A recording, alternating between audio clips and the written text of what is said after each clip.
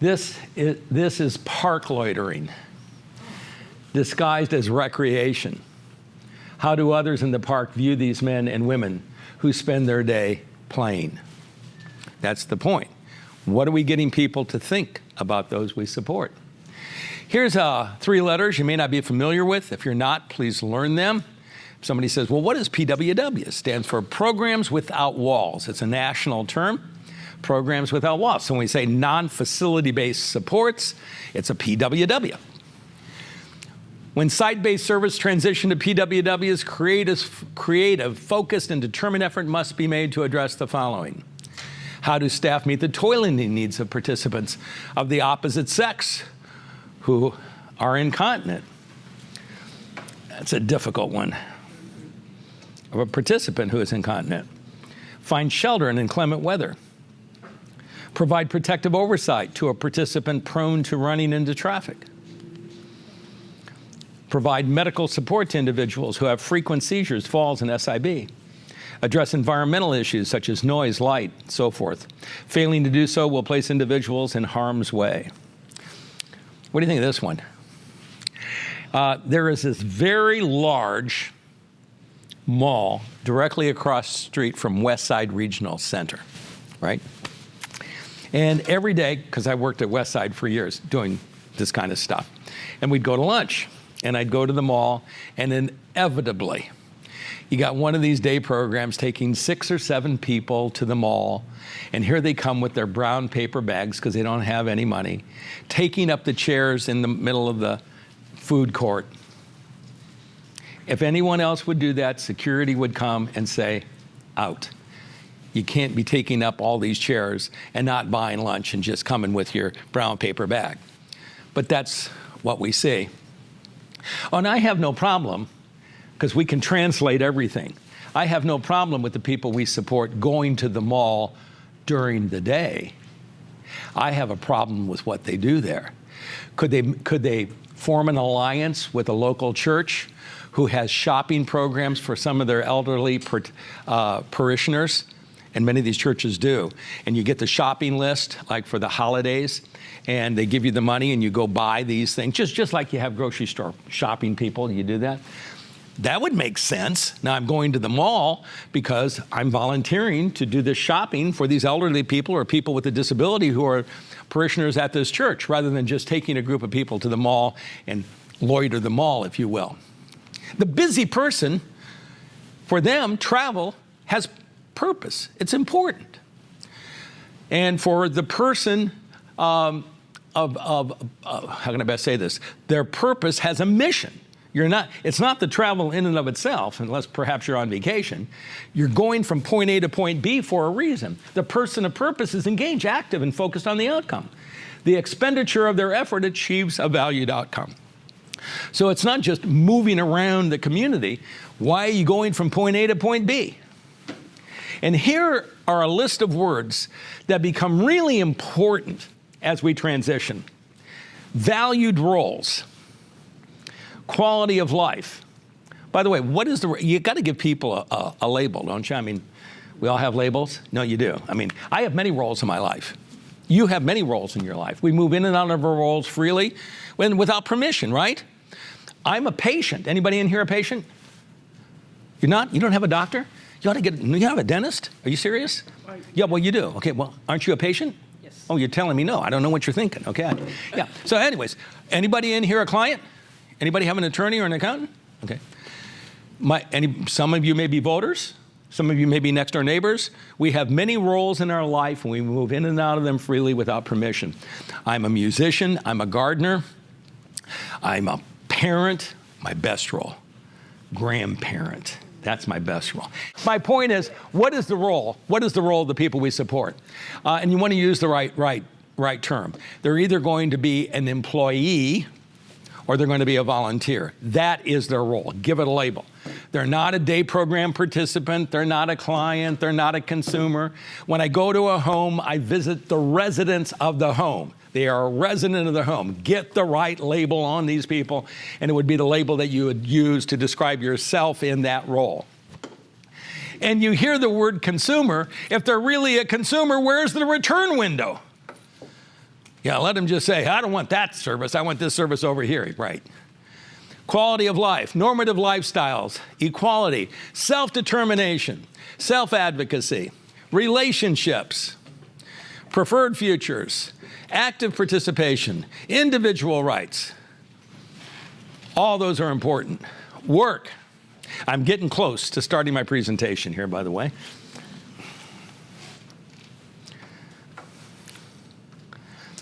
This slide, remember, 5 slides. I've given you 2 that go in the top 5. This is number 1 of all the slides. Like I said number 1 before in terms of the 2 things, but this slide is it. This is a key slide. Work is the great equalizer. It promotes dignity and respect for disenfranchised people. My grandparents came to this country, one from Romania, one from Lithuania, one from Russia, and one from Poland. Eastern European Jews who didn't have 10 cents in their pocket. They came with the clothes on their back, and I'm not kidding you. Couldn't speak a word of English. They had nothing. They found their place in this society through work. Racial minorities who have been horribly discriminated against are beginning to find their place in this society through work. Women who have been marginalized and treated as second-class citizens, in my opinion, for the vast majority of this country, are beginning to find their place in this society through work. If you agree with what I just said, why would it be any different for the men and women who we support if you agree with that? How can they possibly find their place in this society without work? No other group has been able to do it. And we see a group struggling right now that is extremely disenfranchised, and that is Native Americans. Come with me to a Native American reservation. Unemployment 60%, 70%. There's the explanation, guys. I don't care how much money the Bureau of Native American Affairs spent. You could multiply it. It ain't going to make any difference until we get people employed and to work to change their sense of self and who they are in an integrated environment, not working on the reservation, integrated. And the more disenfranchised people are, the more important these concepts become. Is that making sense? How do I get people to agree? Here we go. Marginalized and disenfranchised people have found their place in this society through work. And these are all the groups I just referenced earlier, right? And there are many others.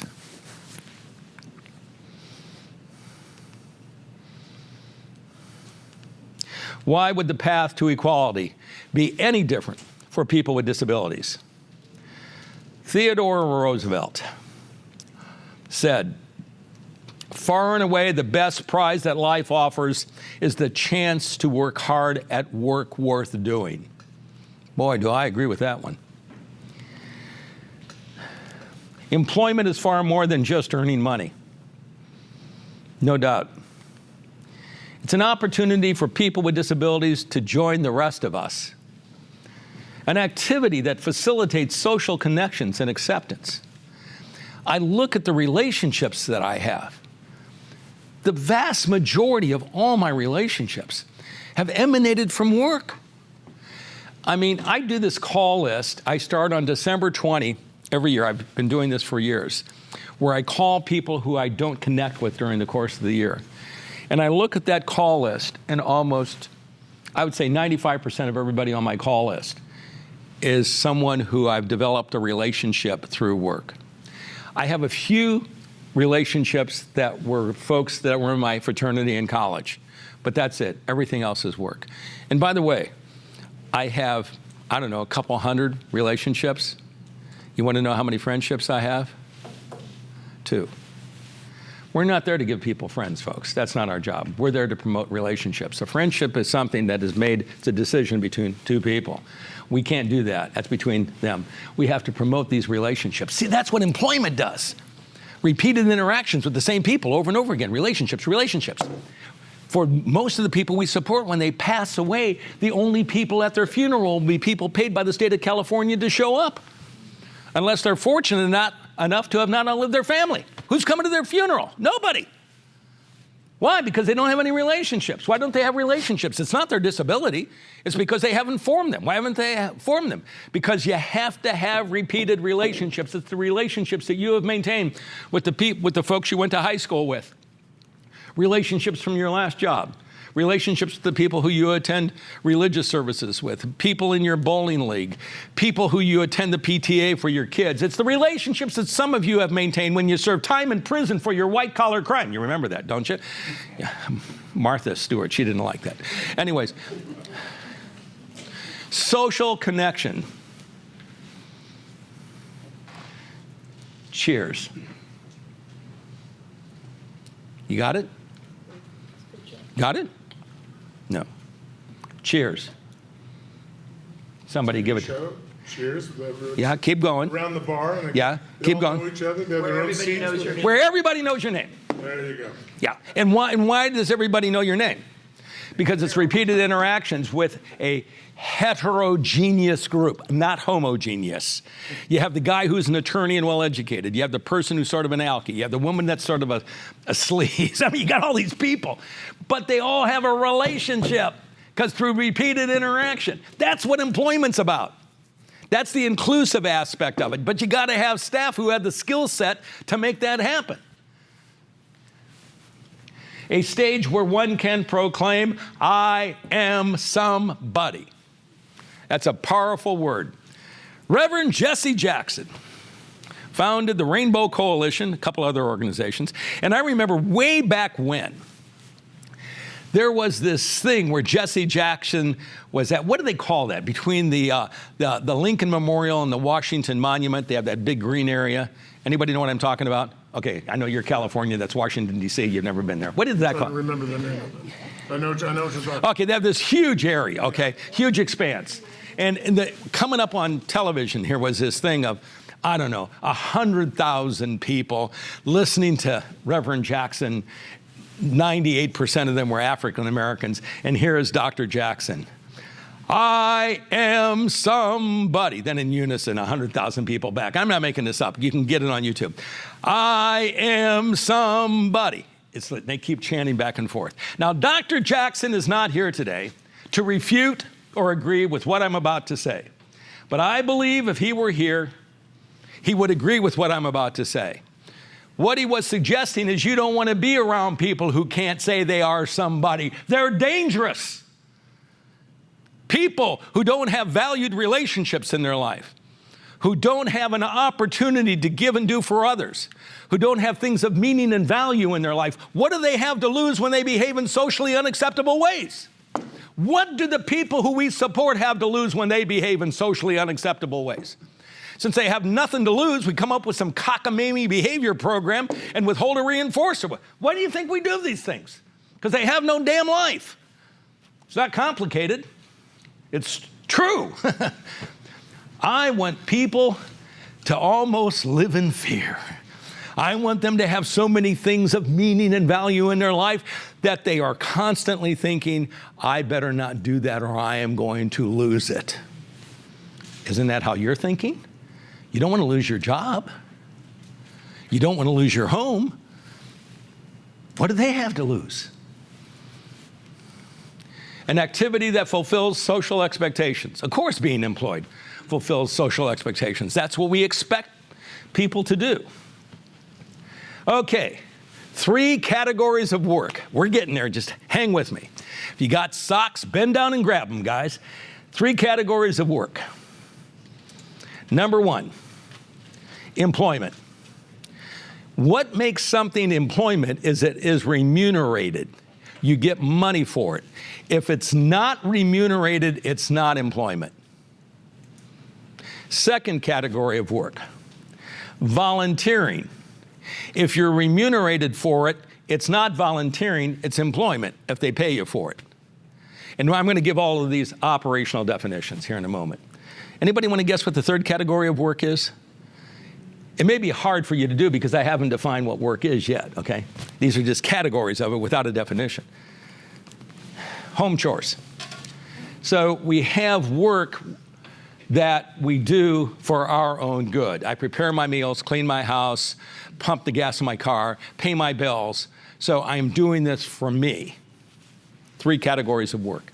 We are not here to discuss that third category. That's what I do when I have staff who are providing residential supports.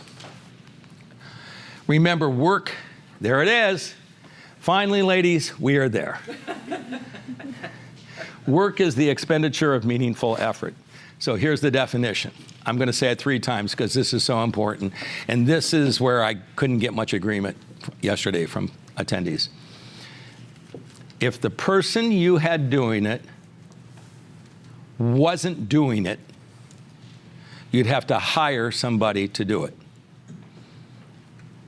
That's my definition. 2 more times. If the person you have doing it wasn't doing it, you'd have to hire somebody to do it. If the person you have doing it wasn't doing it, you'd have to hire somebody to do it. My grandson just got a 4-year scholarship to the University of Maryland, track and field for the Hammer. The guy is so good. He was a senior in high school. And he is like, I don't know, number 2 in the country and something on shot put. But he's moving toward the Olympics in the Hammer. I really tried whenever I was home to attend as many of his track and field events as I possibly could. He doesn't live that far away. Joel, for me to go to his track and field events, to see him throw shot put or discus, is that meaningful? Yeah. So you believe that if I didn't go, I would hire somebody to go in my spot? No. But that's the definition that we gave. You're going to see how difficult this is, folks. I got to get you all on the same page. By the way, is my going to his track and field event, is it important to me? Absolutely. Do I value it? Yes. Does it give me joy? Certainly. Does it enhance the quality of my life? Absolutely. Is it meaningful by our definition? No.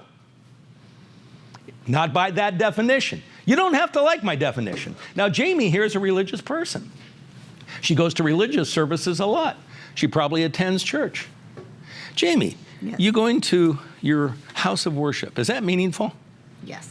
Oh, so if you wouldn't go, you're going to hire somebody to go in your set? No. Oh, okay. You're having a very difficult time here, folks. No, I'm really serious. If we don't, I'm not asking you to accept my definition. I'm asking you to understand my definition. You don't have to accept it, because I'm going to come back and ask you then what your definition is. And then we all have to have a definition that is observable and measurable, and you can say is, oh, we all agree, that's meaningful. I look at the things in my life that I do. If I didn't pay my bills, if I didn't do it, would I have to hire somebody to do it? I don't have anyone to do it for free, and people do. They have accountants that pay their bills. And I may get to the point where I'm going to need someone to pay my bills if I don't have the cognitive ability to deal with that. So the definition of meaningful is if the person you had doing it wasn't doing it, you'd have to hire somebody to do it. It doesn't mean that things are not valued and important and life-enhancing. I mean, people do a lot of things that are critically important in their life.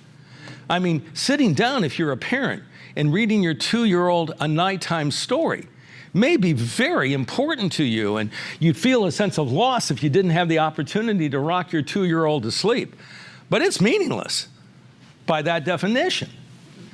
Well, maybe you would hire somebody. By the way, if you would hire someone to rock your child to sleep, and maybe we would, then that would make it meaningful, because there are people who you could hire to do that. Right. When I talk about the word meaningful in this definition, and I apply it to just a relationship, most relationships are meaningless, because I wouldn't hire somebody to take my place in that relationship. Right. Yeah. It doesn't mean the relationship, to me, relationships to me is everything in life. I mean, without relationships, you don't have much of anything. So that's critically important in my life. But by that definition, that's why you have to go back to the definition, relationships are meaningless, because I wouldn't hire somebody in my stead to form it. The very reason I have the relationship is I am in it. It's for me. Got it? I don't know how else to say it, and I may do a very bad job of saying it. The point I'm trying to make is you have to have an empirical, operational definition of what is meaningful. And you don't have to accept mine, but you better come up with one. Otherwise, you're going to have a bunch of people saying this, but she really likes to do that. She loves putting puzzles together. That's so important to do that. If she can't do that, she'd be very unhappy. You're absolutely right, but it's meaningless. unless she's putting the puzzles together, gluing them down to 1/4-inch plywood, and creating lovely pictures that she has donated to elderly people in a nursing home to decorate their room. Aha! I now moved from a leisure activity to something that is meaningful. I'm going to go through a whole bunch of things. So I can take almost anything we do in a traditional day wasting program and turn it into something that's meaningful. That's what you're trying to do, right? Is to make it meaningful. Give and do for others. Versus me, a me program, it's all about me. No, it's not about you, it's about everybody else. Okay, so you got that so far. Here we go. Let's drill down and see if we can understand some of these definitions. Employment, as we said, is for remuneration. An activity performed by an individual where there is an expectation of wages for services rendered, and the services are primarily for the benefit of the employer. That's a really important point. I don't care if it's a not-for-profit, for-profit, or whatever. The reason somebody is employed and earning money is to benefit the organization, its mission and vision. I don't care if it's a religious order, right? You're doing it for the benefit of the organization. That's what employment is about, for the benefit of your employer. Second component. This one got corrupted, and I'm sorry about that. I'm not sure exactly what the problem is.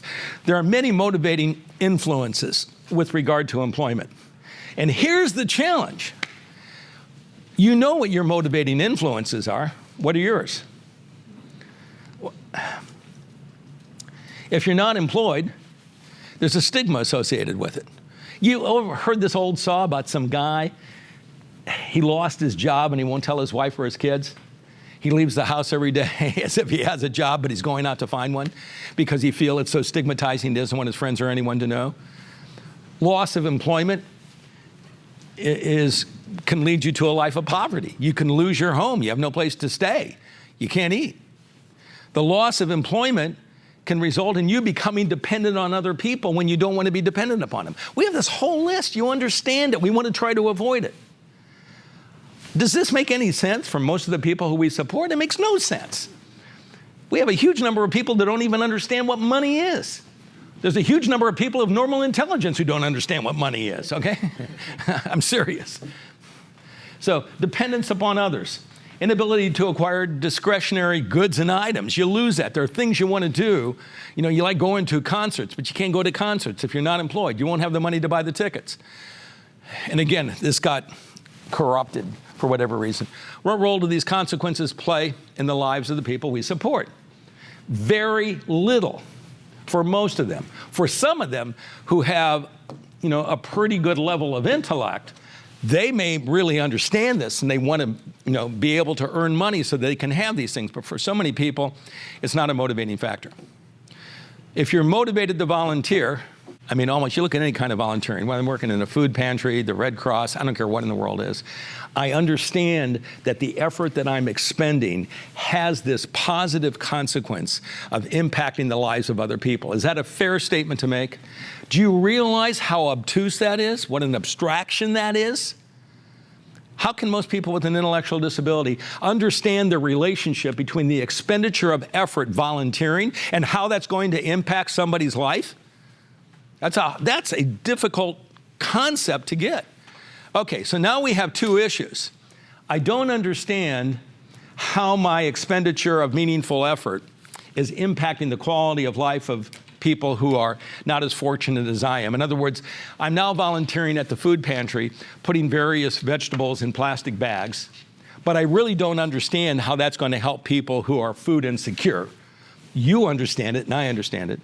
I don't understand, if I am employed, how my money is going to keep me from getting discretionary goods or not being dependent upon other people, because I don't understand any of that. So here's the question. We understand what motivates us to volunteer and to be employed. What is the motivation for the people who we support? That's not a rhetorical question. You got to have an answer to it. Because if you can't figure out what the motivation is, you're not going to make this work. Let me put this up here. And this is a word that was never in my vocabulary. I was trained as a radical behaviorist. I married a social worker and got over it. Behaviorists never use this word, but here's the key to make this work. You don't have to accept it, but then I want to know your answer. Okay.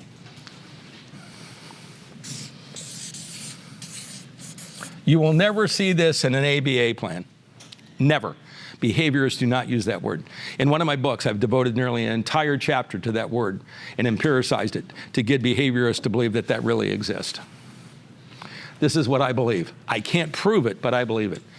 I believe that when you bond with people, they're less likely to behave in a way to disappoint you. I can't prove it, but doggone it, I believe it. Relationships, relationships, relationships.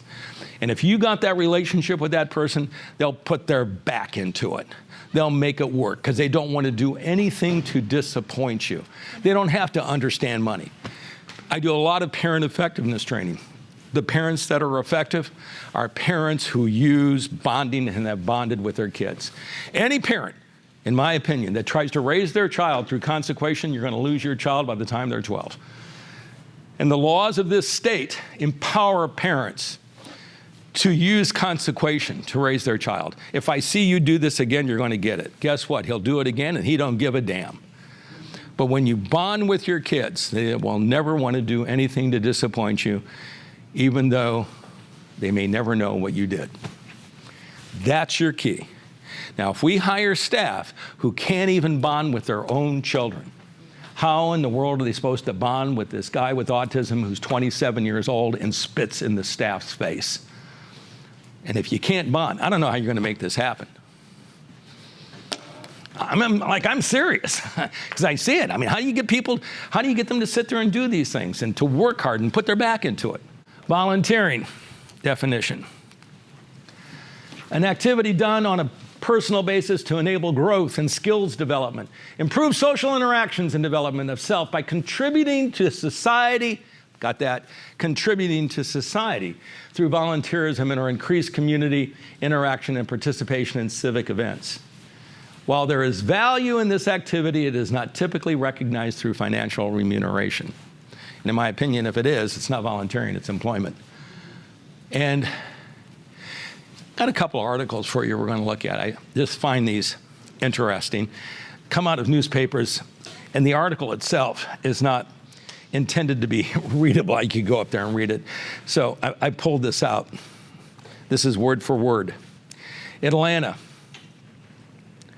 A state lawmaker is calling for legislation that would require Georgians who are receiving unemployment benefits to perform community service.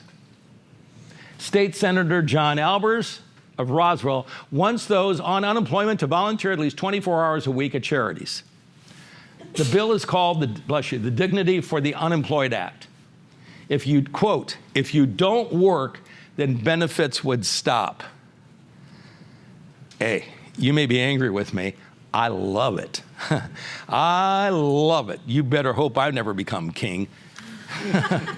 Albers said, quote, we want to have a society that is responsible and that is accountable. But guess what? They don't care enough about people with disabilities to apply it to them. It only applied to everybody else. If I were king, it applies to everybody. Work, the expenditure of meaningful effort, and there it is, concretize. You like that word concretize? Isn't that a good word, concretize? You like it? Well, no, it's not a word. No, it's not up there. I'm just talking about the word concretize. It's not a word. I've made it up. Don't take my word. I'm a neologist. You all know what a neologist is? A neologist is someone who makes up words, neologism. And I make up words all the time. I have to make up words because there's so many things that I see, and there's nothing to describe it. One of the latest words, I just made this up a few months ago, habaloney. Isn't that a good word? It's habilitation that's absolute baloney. You see it in these day programs. Habaloney. I mean, there's just so many. Here we go. The expenditure of meaningful effort. The person you have doing it wasn't doing it, you'd have to hire somebody to do it. When was the last time you saw a classified ad for 2 professional peggers? We need 2 professional peggers here. Putting pegs in the pegboard, right? Now, is putting pegs in a pegboard functional? Yes or no? Yes or no? Come on, guys. Yeah. Of course. Can I improve attention to task? Yeah. Eye-hand coordination? Yeah. Sequencing? Yeah. Pincer grasp? Yeah. Color matching? Yeah. Is it meaningful? Yeah. No. No. I wouldn't hire somebody to do it, most likely. Gee, I'm going to pay you $10. Would you still put some pegs in a pegboard? Yeah. So here's the point. There are many things day programs try to justify their day wasting by pointing out that things can be functional. Hey, look what he's learning. I'm not denying that. But if that's important for him to learn it, why don't I put it in the context of a meaningful activity? I want it to be functional. I'm not taking issue with what he's learning. I'm taking issue with why did you make a decision for it to be meaningless? So couldn't something be functional and meaningful at the same time? Of course. That's the whole point. Remuneration, payment for work, expenditure of effort. No excuses. Transitioning, boy, is that one messed up. Traditional day service to best practice is cost neutral.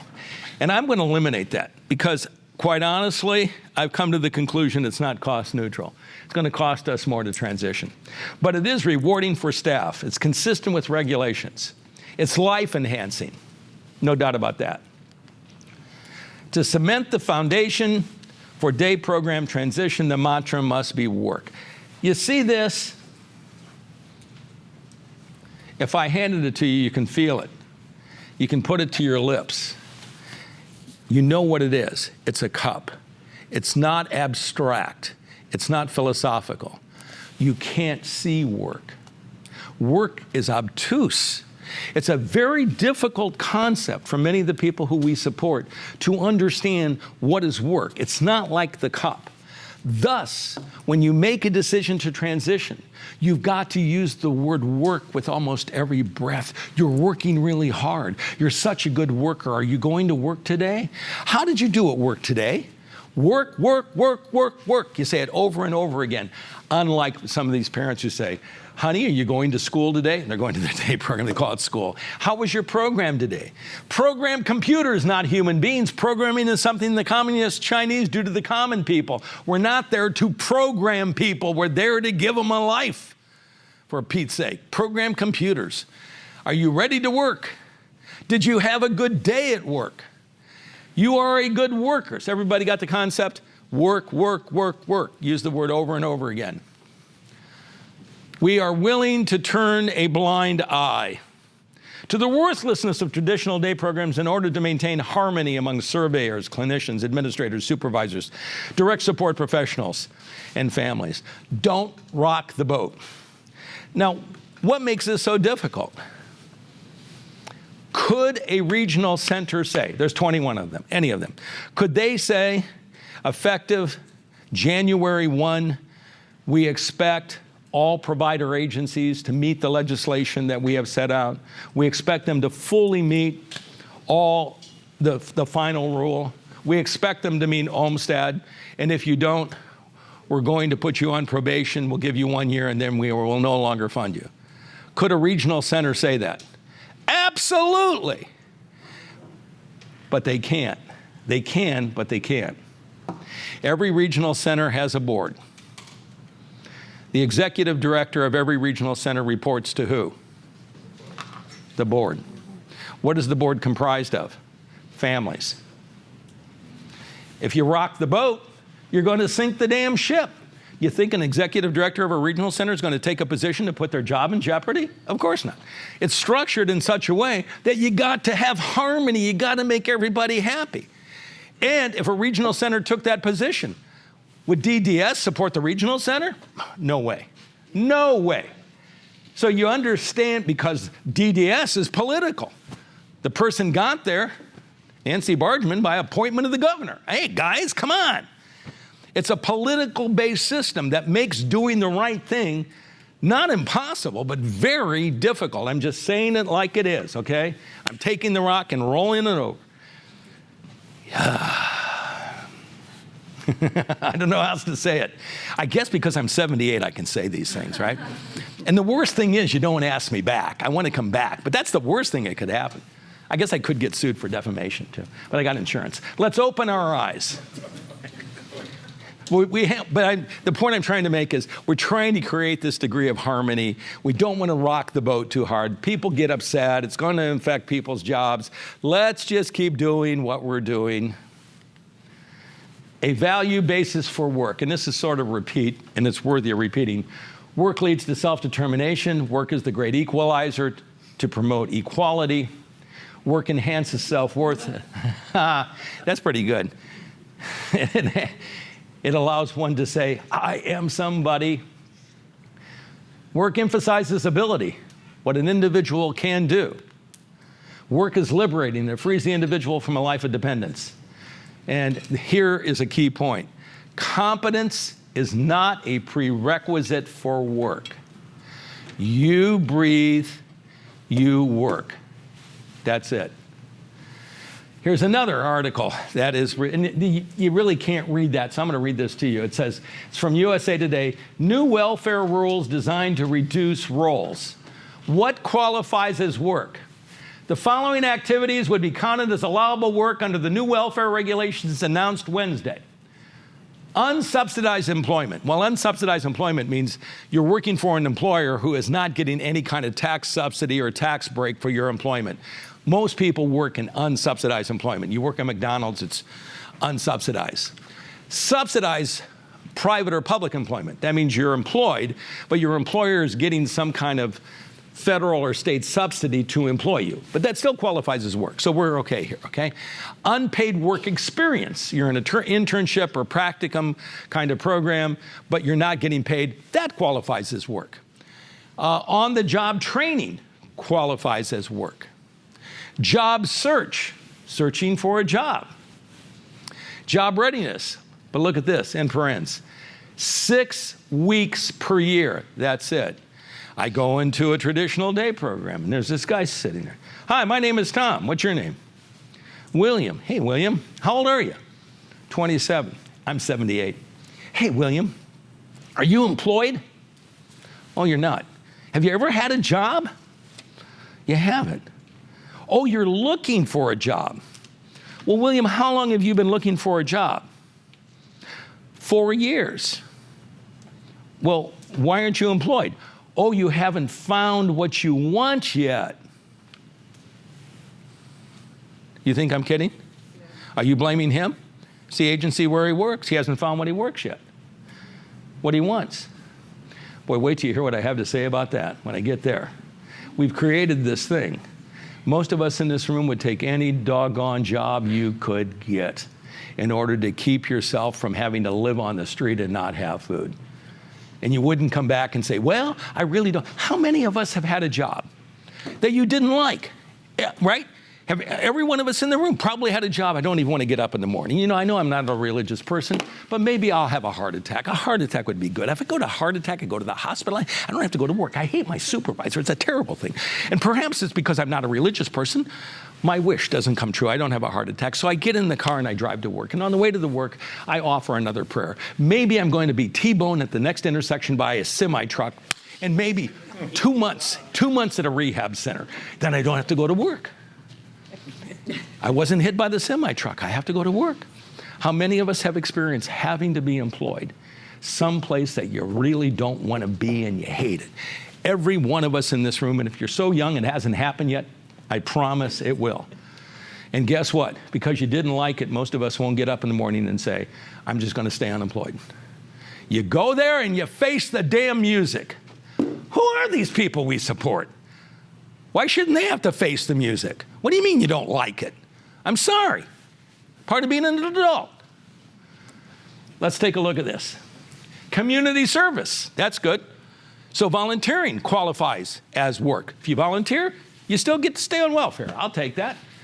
Vocational education training, look at this one, qualifies as work. 12 months in a lifetime. Not a lifetime, but 12 months in a lifetime. We put people in training for a lifetime. And what's sad about all this, we refuse to apply it to the people who we support because we don't see them as valued as everybody else. Because they're children in adult bodies. You do realize our response is infantilization, right? Seeing them as children. That's what it's about. We're not mean-spirited. That's just how we see them. Leisure activities, community integration, mall herding, van therapy, sensory rooms. Don't you love these day programs with sensory rooms? You ever seen any of these sensory rooms? They put these people in a room with a bunch of Christmas tree lights blinking off and on, throwing people into seizures. Now, what in the world is that? They stick some guy who uses a wheelchair in front of a lava lamp, going up and down, up and down. What is this supposed to do? Do you realize we have no research or clinical basis to support that? None. Why do agencies do that? Because they don't have a clue what to do with people. So they put them in a sensory room. I have no problem. She likes the little butterflies that go around on the wall. That's great. Put them in her bedroom. She can enjoy them at night when she goes to sleep. You don't do that in a day program.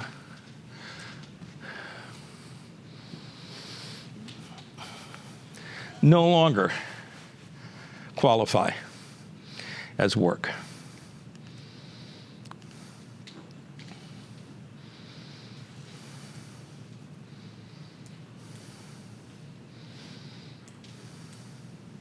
Speaks for itself. No more asking, can you work? But instead, what are you good at? No more asking, do you want to work? But instead, where do you want to work? We do not ask a question to which you do not want an answer. The question is not whether you want to work. You don't ask that. My parents never asked me if I wanted to go to college. They didn't. You understand why? Do you understand why they never asked me that? You might have said, no, you don't want to go. It was not an option. There was no option. You don't ask somebody when there's an option. Come on, you use your head. You don't ask somebody that question. Do you want to work? That's not an option for your agency. And by the way, if people don't like it, this is not the middle of nowhere. You have hundreds of options. If people want a traditional day program, fine. There'll be plenty of people that will let you go over the mall during the day. Just go there. We're not going to do it. Working is the norm, not the exception. Employment is a fundamental part of adults' lives and helps promote self-identity, self-confidence, self-determination, and self-sufficiency. Research has shown that meaningful work, and I think we all know this, right? Haven't you seen this kind of research a lot? Leads to greater physical and mental health benefits, positive lifestyles, an enhanced sense of self, and improved self-determination, improved relationships. I mean, you got all this stuff that comes out of employment. Why is employment important? Financial and social capital. Are you familiar with social capital? The concept, it's an important term. You know, and I'll try to explain it with a really easy metaphor. A neighbor comes over to my house and they're baking a cake and they ran out of eggs. So I give them 2 eggs. Now, when I'm baking and I run out of butter, I've got social capital. I won't hesitate going next door and say, hey, can I borrow a stick of butter? You gain that social capital by what you give and do for others. Most of us have quite a bit of social capital. The people who we support tend to have very little because you earn your social capital by what you give and do for others. We want them to have social capital. According to the National Core Indicators, a majority of individuals went to work. National Core Indicators, by the way, is a survey that is conducted by the National Association of Developmental Disability Directors. You ever heard it? National Association. Nancy Bargman, who is in charge of DDS, is a member of NADDD. And they do a survey, I think it's like once every 2 years, looking at quality of life indicators across the country. California participates in that survey. And in their survey, every year it comes out, it's clear that the people who receive supports want to be employed. They want to work, according to those indicators. Okay, few excuses. Promotes dignity and respect. I'm putting this up here because retirement programs are a cop-out. More often than not, agencies have retirement programs. They use them as a dumping ground. It's where they put people who just don't want to work. Or the people go into these retirement programs because they're medically fragile. And retirement programs are for people who are of retirement age. But I do have a question. How can you be in a retirement program if you have nothing to retire from? In other words, most of these people in retirement programs have never been employed, but they're in a retirement program. Retirement suggests I'm retiring from employment. The vast majority of all the people who we support are impoverished. Agreed? Agreed? Agreed. Yeah, I mean, if they get waiver dollars, it's a means-tested program. You can't get it unless you're poor.